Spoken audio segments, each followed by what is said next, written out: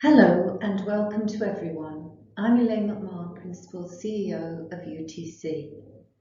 The college staff and governors are delighted that students have chosen our college to study in, and we have welcomed increasing numbers of students this year. Those students have been settling into their programme of study and making new friends. The purpose of this session is to explain the key components of the student study programme, outline our expectations of our students, and outline our commitments to our students. Firstly, I want to say that in this extraordinary academic year, our priority is our students' welfare, keeping them safe during this pandemic. Our college is implementing student and staff COVID-19 protocols which go over and above the government guidelines and which are being well observed by members of our college community. Our new blended learning approach has been developed specifically to ensure that we keep students and staff safe. Curriculum is being delivered this year through a mixture of learning in the classroom and workshop and virtually from home. We are regularly reviewing students' progress, and attendance is critical to their success. So whether they're learning in college or virtually from home, please support them to attend. They need to attend their timetabled sessions. It's so key to their success. Our college has agreed a new statement, and that statement is very bold.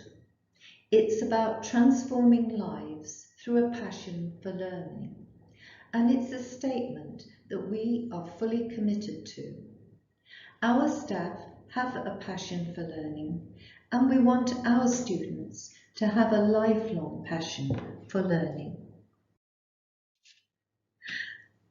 Underpinning our vision statement is also our mission statement, and that is describing how we intend to expand opportunity by delivering inclusive, inspirational and high quality learning for all. We'll do that through encouraging curiosity and developing confidence and resilience that prepares students for success and a secure future. Our values are developed again this year because as we evolve as an organisation, our vision and mission, and in particular our values, need to evolve as well. So our values are firstly respect, that's mutual respect, acting with integrity, building trust through being honest and transparent, providing everyone with development opportunities and encouraging curiosity, collaborative practice and teamwork. I look forward to celebrating with you your students' success.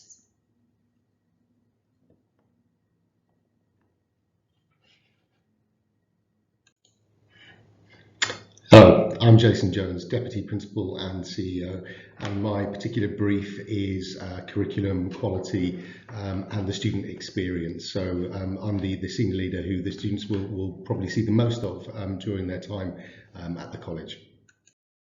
So what I wanted to do or this afternoon, if you're looking at this in the afternoon, is to just talk to you a little bit about what we will do to support our students to achieve their goals and their ambitions, what we expect of our students and what they can expect from us.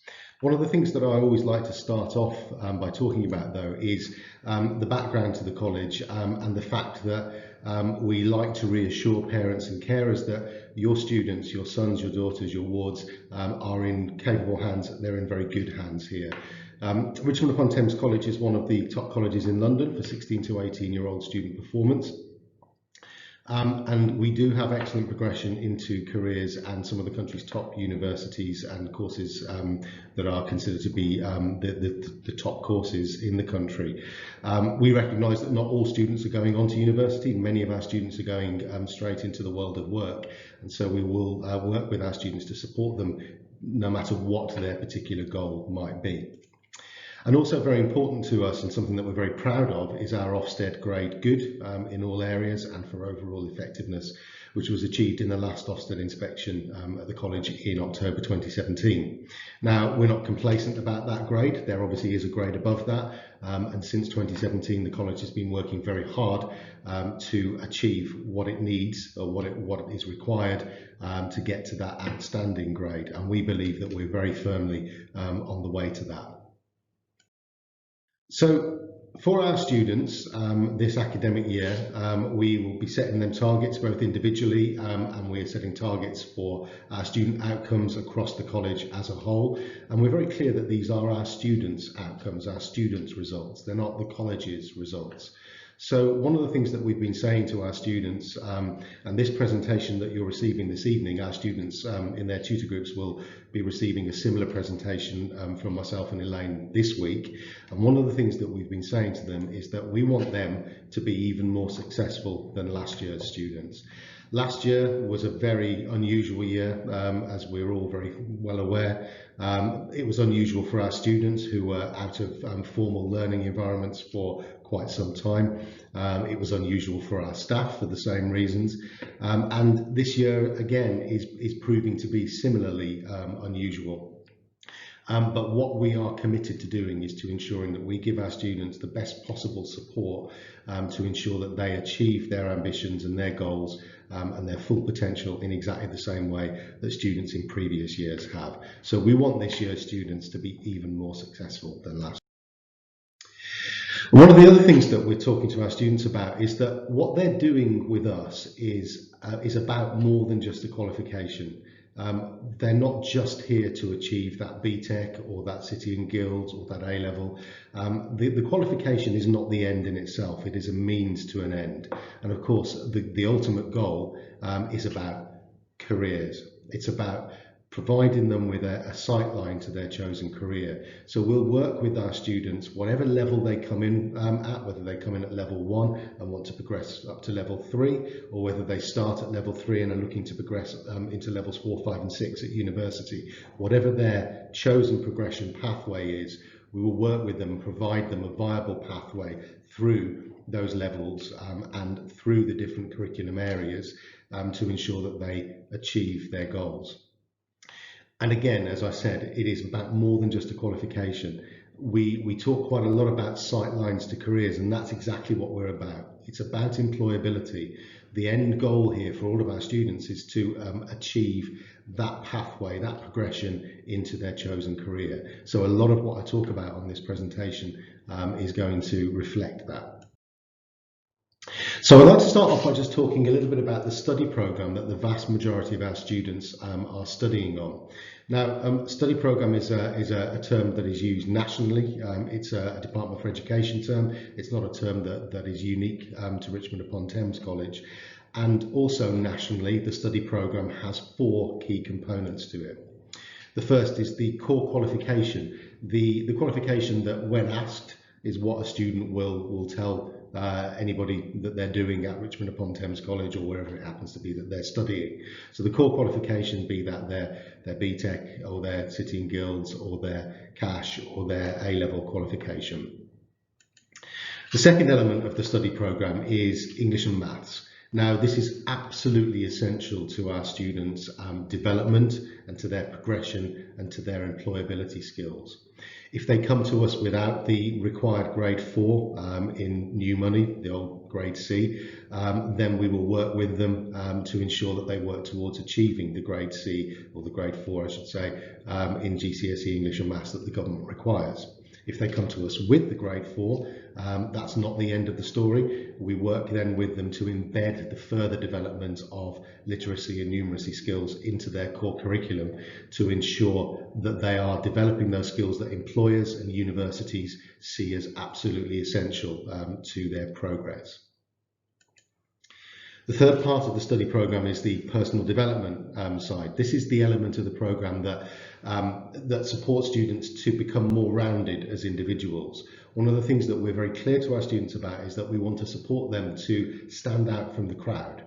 Students coming out of other colleges after the 2 years, 3 years, 4 years that they might be with us for will have similar qualifications. What we want is for our students to have those qualifications, but also to have something that makes them that little bit extra special, makes them stand out from the crowd. So the personal development side of the study programme is all about that. And then finally, employability skills. As I've said already, and as I'll say a few more times, employability is where it's at. That's what this is all about.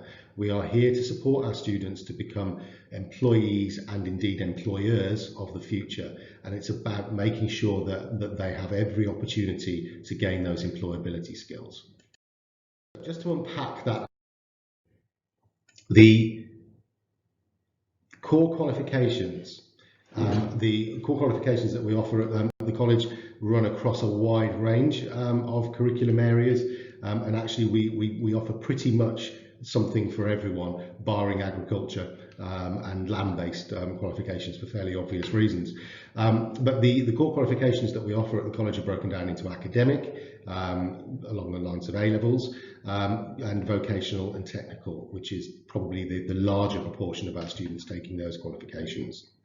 English and math skills I've already mentioned in terms of grade 4. If a student has a grade 4, they don't need to continue on English and maths unless they choose to at a higher level. If they don't yet have the grade 4 in one or both of those, then we'll work with them to achieve that.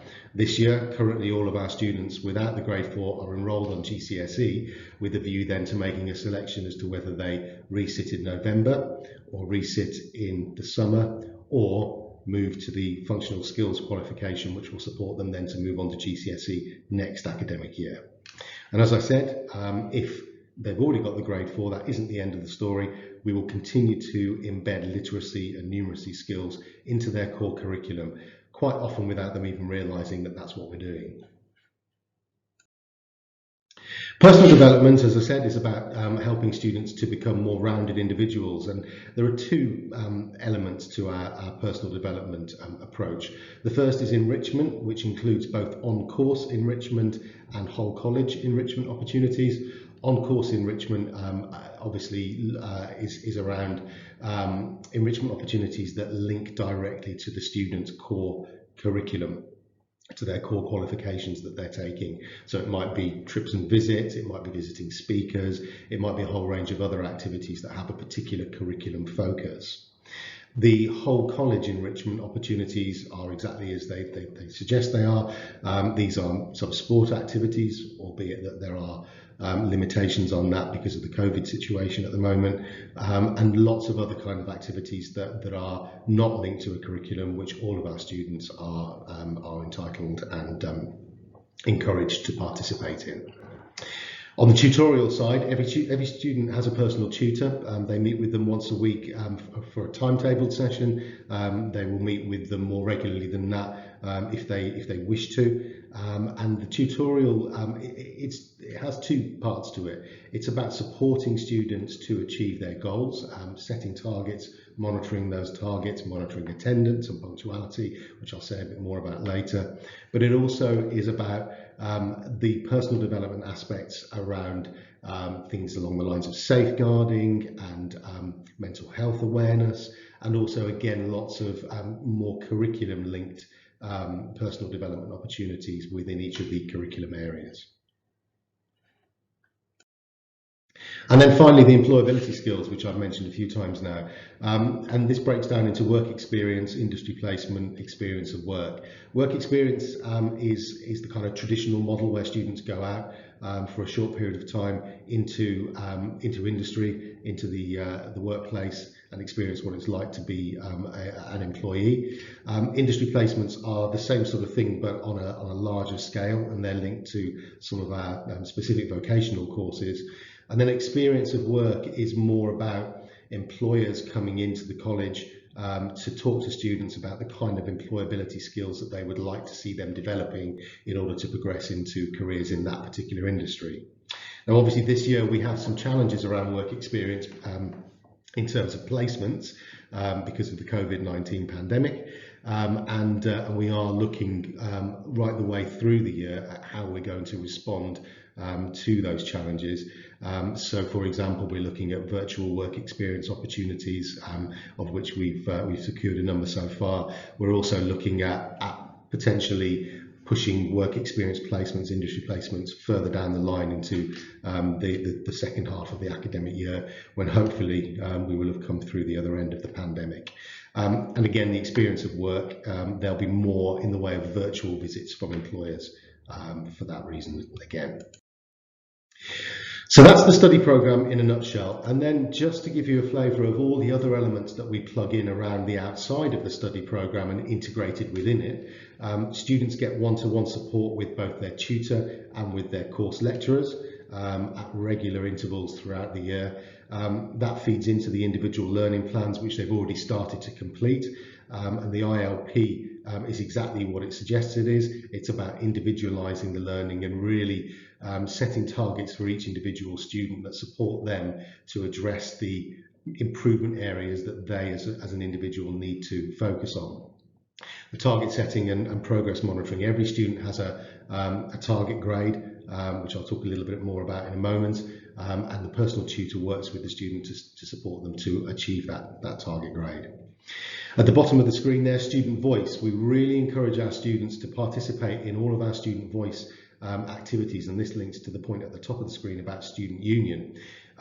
Student voice opportunities, there are surveys, there are dialogues with senior leaders, there's a whole range of student voice activities throughout the year, and the purpose of those is to help us to continue to engage with our students so that we can find out from them what it is that we need to do to keep improving the quality of the learning experience for them.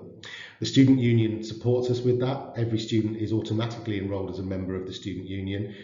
They can opt out if they wish to, but I always say, why would you? Not only does it give lots of discounts with a wide range of retail outlets, Nando's is always a particularly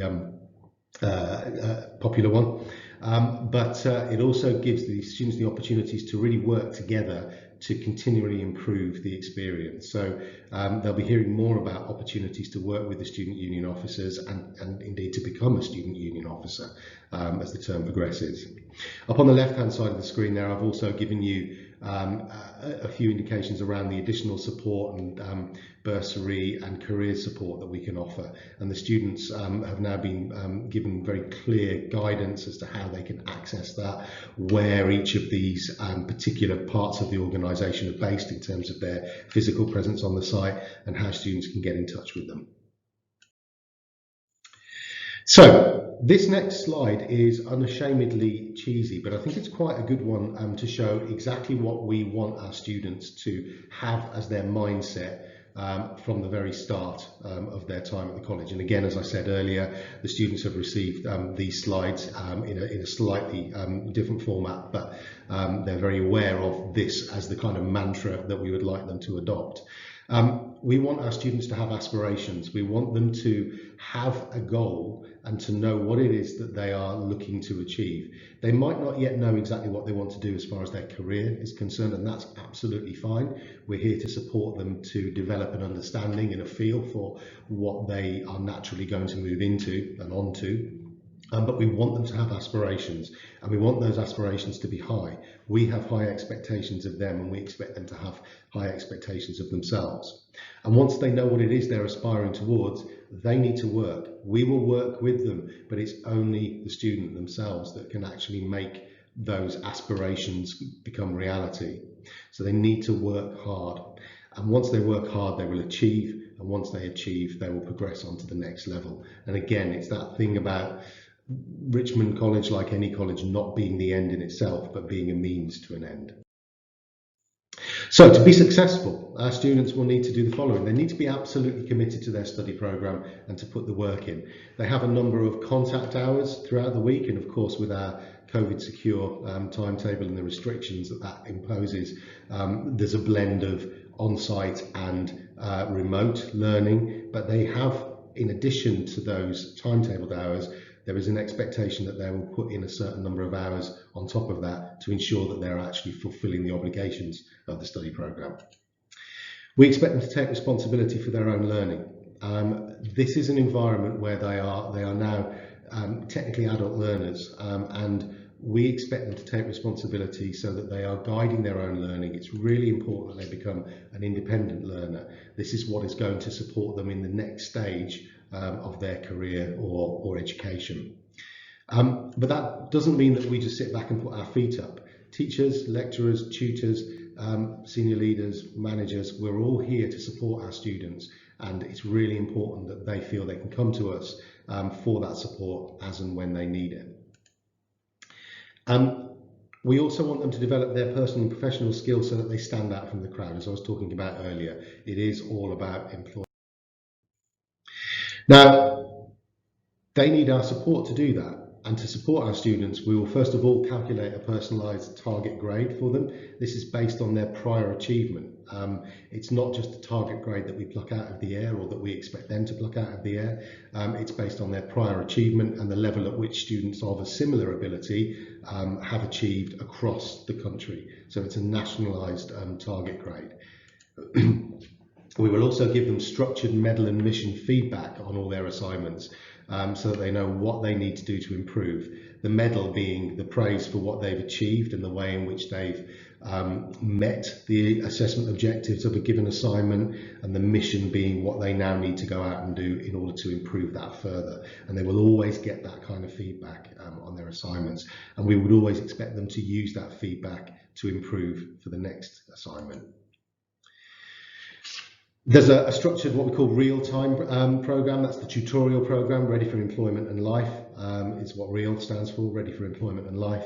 And that supports their personal development and their employability skills, as I was talking about. And then there's the work experience and work-related experience that I mentioned earlier as well. Now, obviously, our students can expect a great deal from us. We expect a great deal from them too. And there are a number of rules, regulations. There's a code of conduct that we have asked our students to sign up to. It's developed in conjunction with our students and is developed each year and tweaked as necessary at the start of each year. And the first thing that I really want to emphasise is the importance of attendance and punctuality. Now, this is a quote that I've been using since 2012 when the Taylor report was published. And it sort of is an obvious point, but I think it's a really important point to make. There is a clear link between low attendance at school or college and lower academic achievement. And in the 24 years that I've been in education, I can categorically say that that is the case. Students who do not attend or whose attendance is lower do not achieve their full potential. So we expect 100% attendance from our students. Now, again, we're in a COVID situation. We do have an adapted delivery model, so students will be on site for some of the time. They'll be off-site remotely learning for the rest of the time. But we do expect them to attend, either physically or virtually, all of those learning opportunities and the timetabled lessons that they have on their timetable. Punctual arrival for all lessons, whether it be on site or whether it be remotely on Teams. Because at the end of the day, it's all about employability. When they go on into the workplace, that is precisely what their employer will expect from them, and so they need to start getting that right from now. I'm sure they've had it right before. Outstanding learning behaviour, really important. So we expect our students to be organised. We expect them to be prepared for every learning session. So bring the necessary equipment, and they'll be told by their subject lecturers exactly what it is that they need to bring each time. And we also expect them to be an active learner and to participate fully. We want them to engage in the lesson. We want them to engage with other students. We recognise that some students might be less comfortable doing that to begin with. We will never force a student to engage if they feel uncomfortable doing that. But what we want them to do is to push themselves, to take themselves out of their comfort zone and really to develop those engagement skills, because it's absolutely crucial to their employability. We want them to complete the work to the best of their ability, and we want them to submit work on time every time. So I talked before about aspirations, and these are the kind of key aspirations that we set for our students. They'll have that target grade I was talking about. We want them to strive to meet it, or ideally to exceed it. We want them to participate fully in the life of the college, not just in their lessons, but in the enrichment opportunities that are offered. And we want them to add value to their own experience and to the experience of others. We are a community, and we want them to feel that they can contribute as part of that community. We want them, in a nutshell, to prepare to progress from college with a career, apprenticeship, further training, or university place in their hand. In order to do that, they're going to need to meet the performance expectations and progression conditions that we set for them. And this little line is one that I use quite a lot with students. We want them to begin to build an outstanding reference.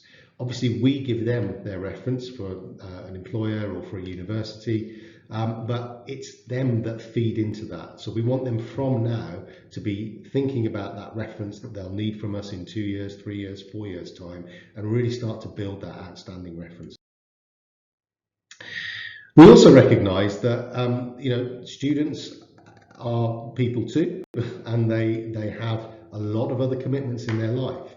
So it's about striking a balance between college work, their interests, their social life, part-time employment, work experience, community and volunteering work. All of these are really important elements of what it takes to become a rounded individual. So I've put college work at the top because that should be the priority, but we do also recognise that all of these other things are important as well. So it's about striking a balance between them.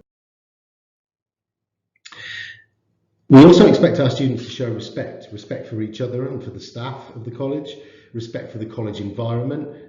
We are in a brand new building and many of our students I should say, are learning in this brand new building. It'd be really nice to keep it looking fresh and new, and it's got some state-of-the-art technology which really will support our students to go that extra mile. Some of our students are learning in the older part of the campus, which is due to be redeveloped over the next couple of years, and they shouldn't feel that they are second-class citizens because of that. Again, that particular part of the campus is still a high-functioning part of the campus, and we expect our students to respect that environment as well. We expect respect for the local community. We are in the heart of a residential area. We get on very well with our neighbours. We like to keep it that way, so we would ask that the students respect the local community, respect the neighbours, and that they recognise that they are representing themselves and the college when they're out there in the community. We have a dress code that the students are aware of, and we expect them to follow that. There is a requirement that they wear their ID badge on their lanyard at all times when they're on the college site. And we also expect them to follow our COVID secure rules, which we've made very clear to them. This is a list of the behaviours that we absolutely will not tolerate, and I'm sure you'll be very pleased to hear us talking about this. Like any college, we take very seriously any infringements of these rules, and there are disciplinary consequences should students be found not to be adhering to these rules. I won't go through them all. They are the kind of standard list that you would expect to see, but we are very rigid in our enforcement of this particular policy. And finally, one thing I would say is paramount above everything else is our student safety. It comes even higher than their achievement and their development of their employability skills. We want our students to be safe, and we want them to feel safe. So we have a number of designated safeguarding leads. I'm the senior designated safeguarding lead, and then we have a number of other DSLs and DSOs, designated safeguarding officers. The students will by now know who those DSLs and DSOs are. And they must come and talk to us if they have any concerns. We always take their concerns seriously. They know how to contact us if they need to. It's at the safeguarding email address, or they can come and find one of the DSLs or DSOs in the student services area, which is down on the ground floor of the main building.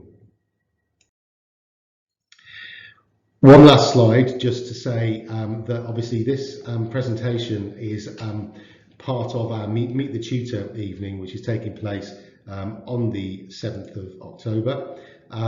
So once you've had a look at this presentation and got a feel for some of the things that we're doing at the college, we'd really like to invite you to come along and actually have a virtual meeting with your son or daughter's tutor in their particular curriculum area. Those will be taking place on Wednesday the 7th of October between 6 p.m. and 7 p.m. And you will be receiving an email with a link via Microsoft Teams, which will then get you into the virtual meeting room. There'll be a brief presentation which will be given to all of the parents and carers of the students in that tutor group, and it'll be given by the tutor for that particular group. And then there'll be an opportunity for a question and answer session as a group of parents with that tutor during that hour. And just so you're aware, this is not a one-to-one parents evening. There will be opportunities for one-to-one meetings about individual students' progress later this academic year, and we'll be sending out information about those in good time. So thank you very much for I'm really looking forward to meeting you in person, hopefully very soon. But in the meantime, please do enjoy the Meet the Tutor evening, and thank you for watching.